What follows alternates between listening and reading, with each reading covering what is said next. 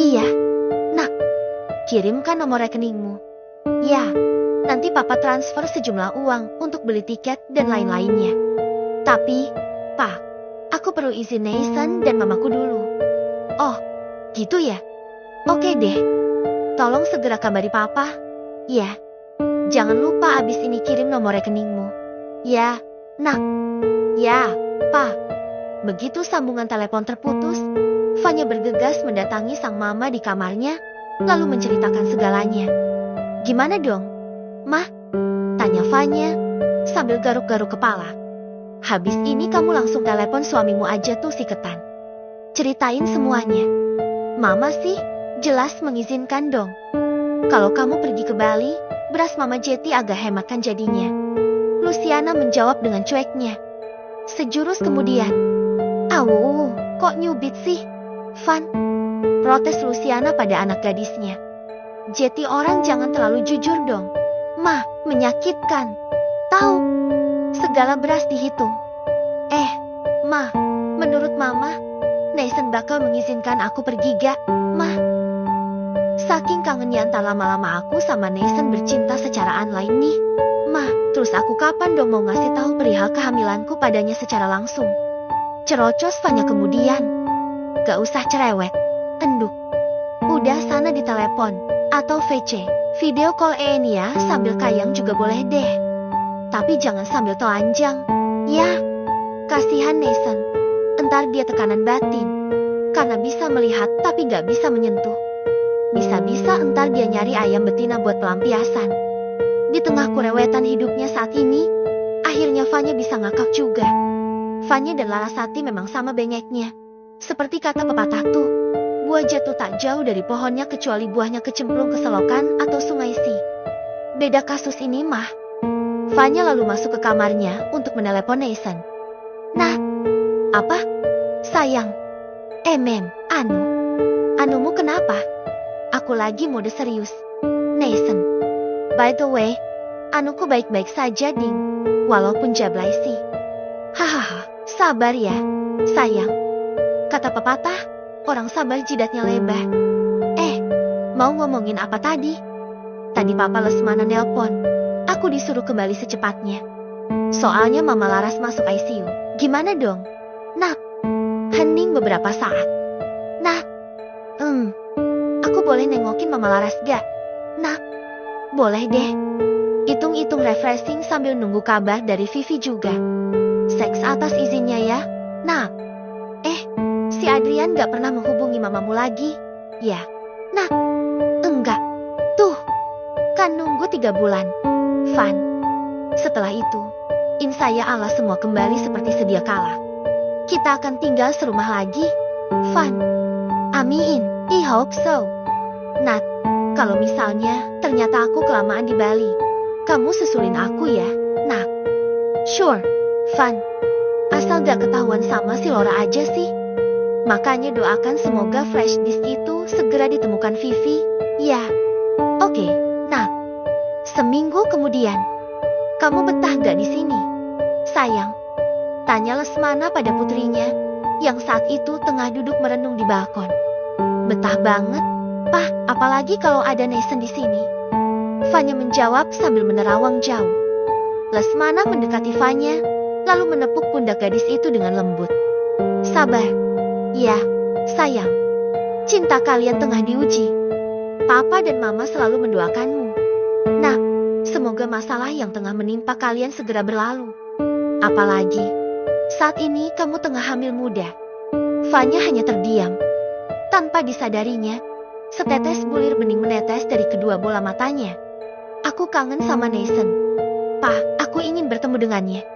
Ya nak, Papa tahu itu. Apakah ada sesuatu yang bisa Papa lakukan untukmu?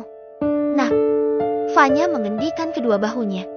Entahlah, Pak, sepertinya memang harus menunggu 2,5 bulan lagi deh untuk bisa ketemuan sama Nathan. 3 bulan itu hanya sekejapan mata.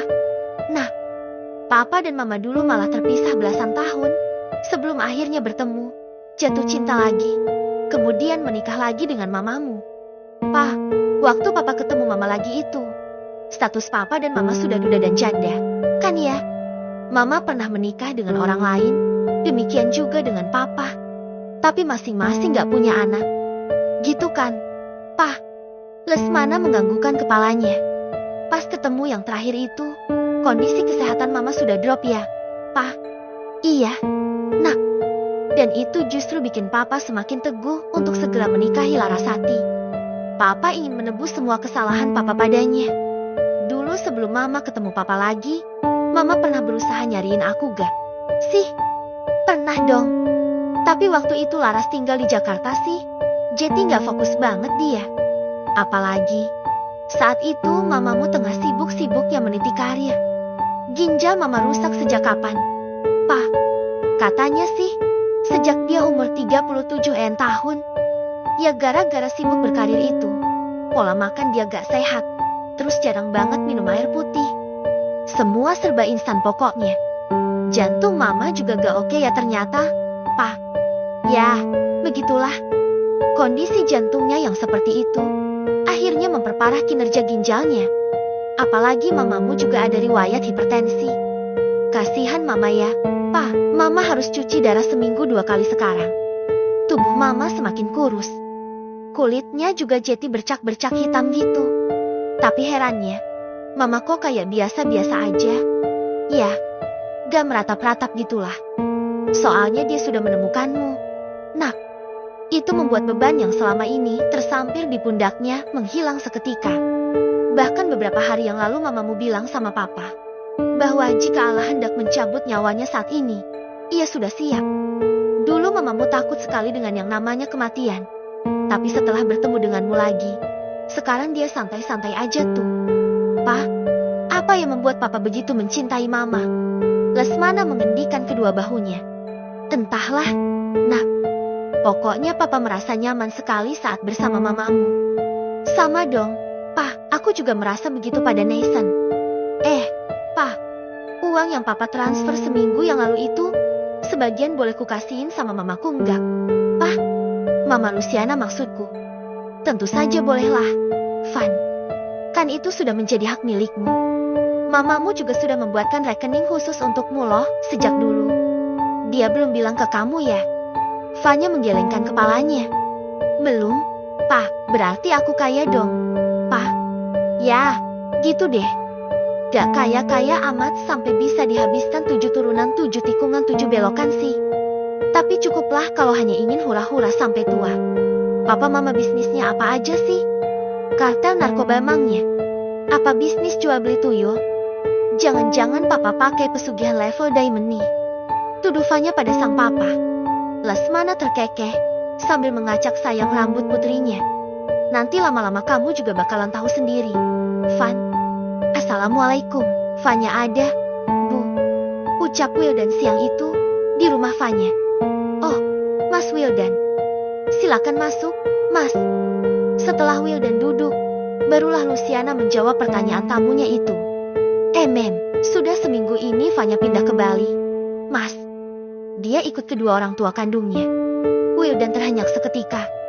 Wajahnya langsung pucat pasi. Maksudnya apa, Bu? Semingguan yang lalu, Vanya bertemu dengan kedua orang tua kandungnya. Mas, karena saat ini kondisi mamanya tengah sakit parah, akhirnya Vanya memutuskan untuk merawat dan menunggui sang mama. Serius, Bu? Duarius? Mas, Vanya itu bukan anak kandung saya, Mas. Anak kandung saya ya si Doni itu. Wildan merasa lunglai. Musnah sudah harapannya untuk melakukan pendekatan pada Vanya. Sia-sia sudah semua yang ia lakukan selama ini. Sekali lagi, semesta tak mendukungnya. Setelah berpamitan pada Luciana, Wildan pun pulang dengan hati hampa. Ia merasa kecewa sekali. Sepanjang perjalanan pulang, ia berutuk dalam hati. Ma, kok Mama bilang gitu sih sama Mas Wildan? Protes Doni pada sang mama.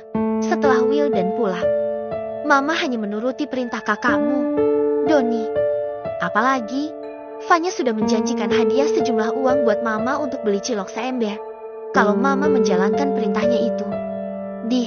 Mama, matrenya sampai ke ubun-ubun deh. Luciana menoyor pelan kepala Doni. Kamu tuh, moyangnya matre. Ribut aja pingin nyusulin kakakmu ke Bali. Pingin numpang bermewah-mewah kan, kamu? Iya, Mah, mumpung ada kesempatan kan, Mah. Jawab Doni sambil cengar-cengir. Sementara itu, Lilo terlihat tengah mengobrol via telepon dengan sang pujaan hati Lati di kamarnya. Jeti, mulai minggu depan kamu udah mulai kerja. Tih, iya. Duh, aku senang sekali. Lilo, keburu bosan aku di rumah. Untung si Fandi kemarin ngasih kabar baik. Si Fandi itu siapamu sih? Teman apa saudara? Dia teman SMA aku dulu. Lilo, kenapa sih? Gak apa-apa, cuma nanya aja. Jeti, entar kamu sekantor sama Fandi itu. Iya, tapi aku bingung, Lilo. Jarak dari rumahku sampai kantor itu setengah jam kalau pakai motor. Sementara aku gak ada motor. Ada sih, tapi motor laki punya bapakku. Itu juga dah tua usianya. Jangan kayak orang susah dong. Tih, ku pinjami motorku. Ya, entar ku anterin ke rumahmu. Aku pulangnya biar pakai ojek online. Enggak. Ah, makasih, Lilo, atas tawaranmu. Untuk sementara, biar aku membonceng Fandi dululah, sampai aku kuat beli motor second. Haf, kamu tuh selalu gitu. Dibantu apapun gak mau.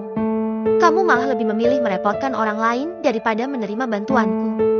Jangan marah dong, Lilo. Aku gak bermaksud gitu kok. Terserah apa maumu lah. Tih, kamu marah ya?